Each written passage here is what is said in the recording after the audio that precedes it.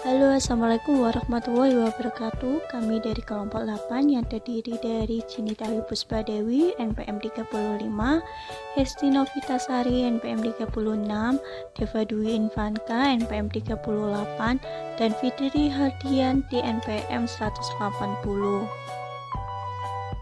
Di sini kami akan membahas mengenai memahami pertumbuhan ekonomi dan ketimpangan antar daerah. Selanjutnya, ada pola pertumbuhan ekonomi Indonesia. Pola pertumbuhan ekonomi Indonesia belum mengalami perubahan mendasar jika dilihat dari dimensi sektoral, pengeluaran, dan spesial.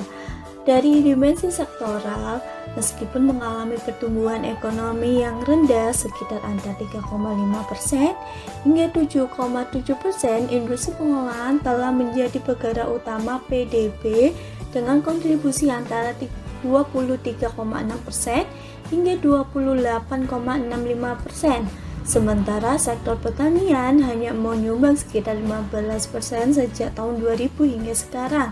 Industri manufaktur adalah penggerak utama PDB dan ekspor non-migas Indonesia. Sedangkan dari dimensi pengeluaran, kontribusi masing-masing permintaan agregat terhadap pengeluaran PDB tidak terjadi banyak perubahan. Pola pertumbuhan Indonesia masih bercirikan consumer driven growth terhadap pertumbuhan yang didominasi oleh konsumsi masyarakat.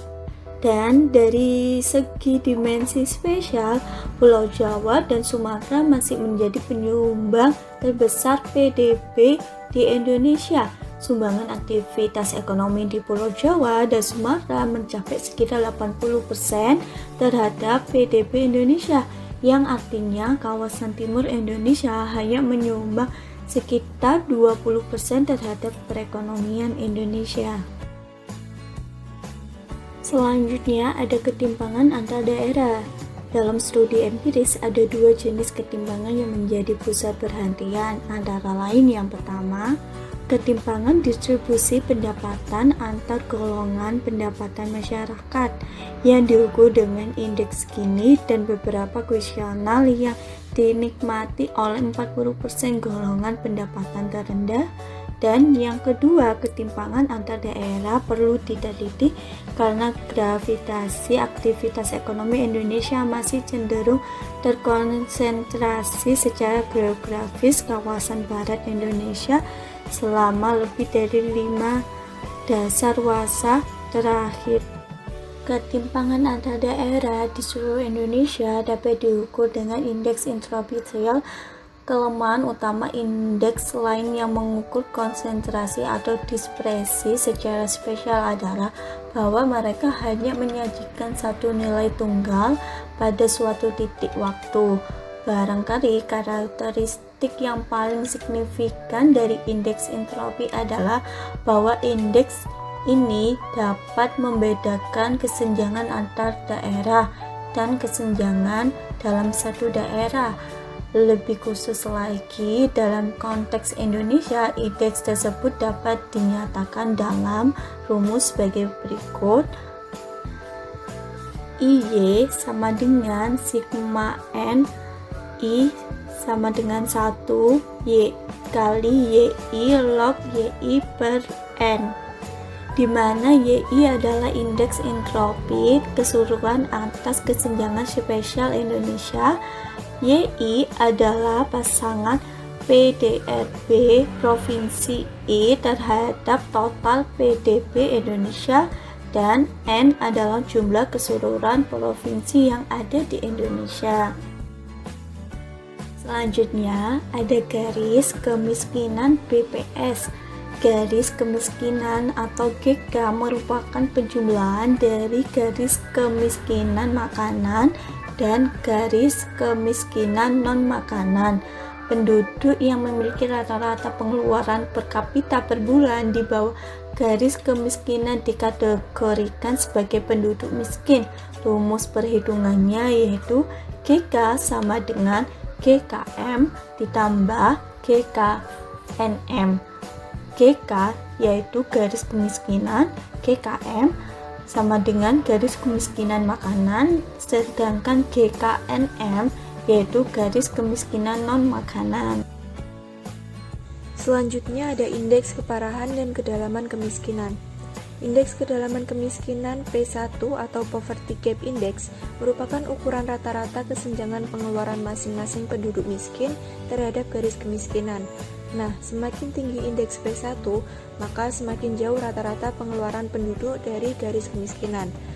Rumus untuk menghitung P1 ini adalah P alpha sama dengan 1/N, sigma I sama dengan 1 dikalikan dengan Z min YI dibagi dengan Z pangkat alfa, di mana alfa di sini sama dengan 1, Z merupakan garis kemiskinan, YI merupakan rata-rata pengeluaran per kapita sebulan penduduk yang berada di bawah garis kemiskinan, Q merupakan banyaknya penduduk yang berada di bawah garis kemiskinan, dan N merupakan jumlah penduduk.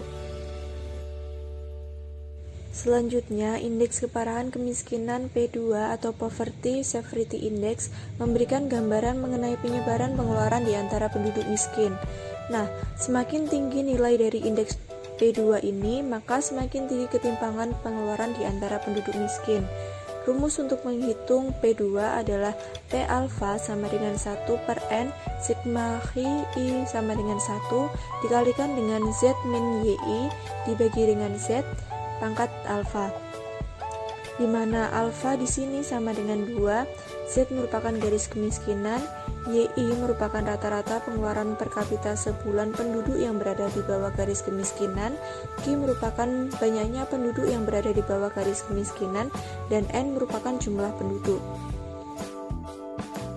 Selanjutnya ada tren dalam indikator kemiskinan.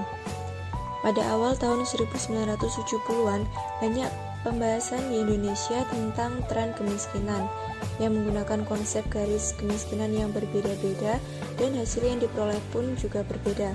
Meskipun demikian, perkiraan garis kemiskinan yang diajukan BPS mendapatkan keunggulan sebagai angka resmi yang dipakai oleh pemerintah. Yang pertama, kita akan membahas tentang perkembangan jumlah dan persentase penduduk miskin. Menurut BPS, ada suatu penurunan yang berkesinambungan dalam persentase populasi yang hidup di bawah garis kemiskinan, baik di kawasan perdesaan maupun perkotaan. Kendati demikian, populasi perkotaan berkembang lebih cepat dibanding dengan populasi di perdesaan, sehingga penurunan dalam jumlah absolut kemiskinan jauh lebih lambat daripada total kaum miskin tahun 1987. Yang kedua, kita akan membahas distribusi regional kemiskinan. Nah, berdasarkan perkembangan Bank Dunia dengan mempergunakan data dari Susenas tahun 1976, bahwa lebih dari 70 orang yang miskin berlokasi di Jawa. Akan tetapi, pada tahun 1976, distribusi regional kemiskinan mengalami perubahan secara drastis, hanya 46% di daerah luar Jawa. Ada penurunan secara drastis proporsi penduduk miskin yang berlokasi di daerah perkotaan maupun perdesaan di Jawa yang diikuti dengan kenaikan kemiskinan perdesaan luar Jawa. Yang ketiga, ada pola spasial kemiskinan Indonesia.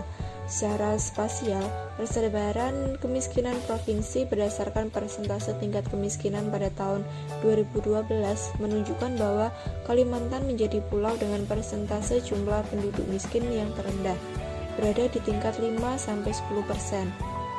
Jawa dan Sumatera memiliki peta persebaran kemiskinan yang cukup beragam.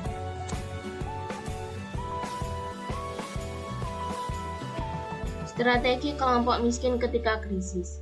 Pemerintah menggunakan dua strategi utama penanggulangan kemiskinan. Pertama, mengurangi beban pengeluaran kelompok miskin dan rentan melalui program perlindungan sosial dan subsidi. Kedua, melakukan pemberdayaan dalam rangka peningkatan produktivitas kelompok miskin dan rentan untuk meningkatkan kapasitas ekonominya. Sifat kemiskinan yang multidimensional berarti bahwa kemiskinan berhubungan erat dengan faktor sosial ekonomi lain, seperti tingkat dan kualitas pendidikan, kondisi kesehatan, dan jenis pekerjaan. Untuk itu, pemerintah meluncurkan program Keluarga Harapan, program Indonesia Pintar, program percepatan pencegahan anak stunting, serta memperbaiki akses pendidikan untuk memutus rantai kemiskinan dan mencegah kemiskinan antar generasi. Di bidang kesehatan, pemerintah menjalankan program Jaminan Kesehatan Nasional atau JKN yang salah satu program kesehatan berbasis asuransi sosial terbesar di dunia. Terkait strategi kedua, upaya yang dilakukan pemerintah untuk mendorong peningkatan produktivitas kelompok miskin dan rentan yang antara lain lewat pemberdayaan UMKM dilakukan melalui 3 pilar. Pertama, peningkatan kapasitas usaha dan kompetensi UMKM melalui pelatihan, pendampingan, pengembangan, kapasitas teknis, dan mutu produk. Pilar kedua, mendorong lembaga keuangan agar lebih ramah pada UMKM. Pilar ketiga, memperbaiki ekosistem pendukung UMKM mulai dari peningkatan kemudahan berusaha, penyederhanaan prosedur dan proses perizinan, dukungan standarisasi dan sertifikasi produk, termasuk sertifikasi halal, dukungan pengembangan kawasan industri, serta pemanfaatan infrastruktur publik seperti bandara hingga rest area untuk dapat dimanfaatkan oleh UMKM. Penyebab dan solusi kemiskinan. Upaya penanggulangan kemiskinan juga harus mempertimbangkan juga tahapan pemulihan sebelum perekonomian dapat pulih dan mencapai pertumbuhan yang sesuai dengan potensinya, yakni tahap bertahan, pemulihan, dan transformasi. Ketiganya dapat berjalan paralel dengan penekanan yang berbeda. Dengan mempertimbangkan pola dan tahapan pemulihan, program penanggulangan kemiskinan merupakan bagian dari program pemulihan ekonomi nasional. Sebagai bagian dari tahap bertahan, pemerintah akan terus melanjutkan berbagai program bantuan sosial seperti PKH, bantuan sembako, bansos tunai, bantuan tagih listrik, serta bantuan produktif untuk usaha mikro. Faktor-faktor penyebab kemiskinan antara lain, secara mikro, kemiskinan muncul karena adanya ketidaksamaan pola kepemilikan sumber daya yang menimbulkan distribusi pendapatan yang timpang. Dalam hal ini, hanya memiliki sumber daya dalam jumlah terbatas dan kualitasnya rendah. Yang kedua, kemiskinan muncul akibat perbedaan dalam kualitas sumber daya manusia yang rendah, berarti produktivitasnya rendah, yang pada gilirannya upahnya rendah. Yang ketiga, karena akibat perbedaan akses dalam modal.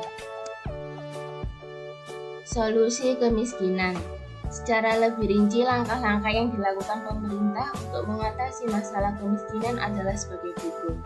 Yang pertama, update data penduduk. Di samping terus memperbarui data penduduk miskin dan rentan miskin yang layak mendapatkan bantuan sosial, pemerintah perlu meningkatkan anggaran bantuan sosial dan memperluas jumlah penerima bantuan kepada penduduk yang jatuh miskin akibat COVID-19. Yang kedua, integrasi penyaluran bansos. Di banyak tempat, berbagai bentuk bantuan sosial yang berbeda-beda jenis dan jumlahnya telah menimbulkan ketegangan sosial di sejumlah daerah. Hal ini diperparah dengan basis data bantuan sosial, khususnya data terpadu kesejahteraan sosial yang digunakan oleh pemerintah daerah yang belum mencakup masyarakat yang sebelumnya tidak terdata namun kondisi ekonominya memburuk selama pandemi. Salah satu alternatif yang dapat ditempuh pemerintah adalah menggandeng bank-bank pemerintah untuk melakukan transfer bantuan sosial secara langsung melalui rekening khusus untuk setiap penerima bantuan. Lalu yang ketiga, subsidi administrasi price, mengurangi beban pengeluaran masyarakat, khususnya masyarakat miskin dan hampir miskin, terutama dengan menurunkan biaya-biaya yang dikontrol pemerintah. Lalu yang keempat, insentif di bidang pertanian. Peternakan dan perikanan meningkatkan insentif bagi petani, peternak, dan nelayan melalui skema pembelian produk oleh pemerintah dan perbaikan jalur logistik hasil pertanian, peternakan, dan perikanan. Hal itu perlu dilakukan mengingat sektor tersebut terus berproduksi dan menghadapi minimnya serapan pasar. Lalu yang kelima, pengelolaan APBN secara cermat, yaitu meningkatkan intervensi pemerintah untuk mengatasi pandemi, tentunya berdampak pada peningkatan anggaran belanja pemerintah. Meskipun terdapat ruang untuk memperlebar defisit, pemerintah dapat mengoptimalkan realokasi anggaran yang telah disusun dan menerapkan beberapa kebijakan alternatif, meliputi melakukan realokasi sebagian anggaran belanja modal dan belanja barang APBN, dan melakukan pembagian beban antara pemerintah pusat dan pemerintah daerah dengan mengalihkan sebagian anggaran transfer ke daerah dan dana desa untuk dialokasikan menjadi anggaran bantuan sosial. Lalu, melakukan realokasi anggaran penanganan COVID-19. Dan yang terakhir, melakukan realokasi anggaran program Kartu Prakerja. Selanjutnya ada strategi penanggulangan kemiskinan di Indonesia. Nah, di Indonesia sudah dilakukan berbagai macam program penanggulangan kemiskinan yang dilakukan oleh pemerintah maupun bantuan donor. Program pemerintah ini setidaknya meliputi IDT atau Inpres Desa Tertinggal, lalu P2SDT, PPK, P2KP, PDM DKE, Parul, dan PSEM. Nah, persamaan di antara program penanggulangan kemiskinan tersebut terutama dalam penciptaan kesempatan kerja produktif, pengembangan kapasitas administrasi pembangunan, konstruksi pembangunan, peningkatan kegiatan ekonomi produktif rakyat, dan penanggulangan dampak negatif kritis. Yang terakhir, koordinasi antar lembaga. Sejalan dengan paket, berbagai instansi pemerintah dan Bank Indonesia saat ini terlibat dalam program penanggulangan kemiskinan. Dapat dilihat dalam tabel berikut, yaitu pembagian tugas dan tanggung jawab antara pemerintah dan Bank Indonesia dalam rangka penanggulangan kemiskinan. Untuk kegiatan pokok yang pertama ada sumber pembiayaan. Nah, sumber pembiayaan ini terdiri dari business plan, kredit program, dan two-step loan atau sumber dana LN. Yang pertama ada business plan. Bank Indonesia memantau realisasi kredit usaha mikro, kecil, dan menengah atau ke UMKM sesuai business plan yang disampaikan setiap triwulan untuk 14 systematically important banks. Lalu, memantau realisasi kredit usaha mikro BPR setiap semester. Selanjutnya, menyesuaikan ketentuan bank umum guna mendorong penyaluran ke UMKM dan memfasilitasi linkage program antara bank umum dan BPR. Untuk pemerintah atau KPK ini menyediakan program pendampingan dengan anggaran sebesar 250 miliar. Dan untuk instansinya yaitu Departemen Keuangan dan Menekop.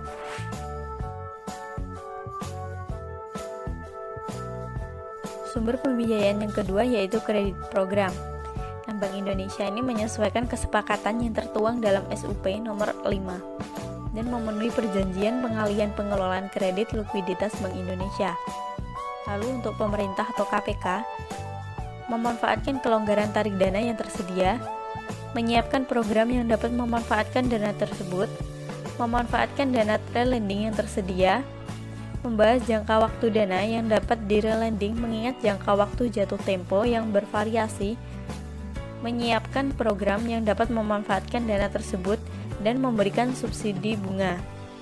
Lalu untuk instansinya, yaitu Departemen Keuangan, Menekop, dan Menkes Praswil.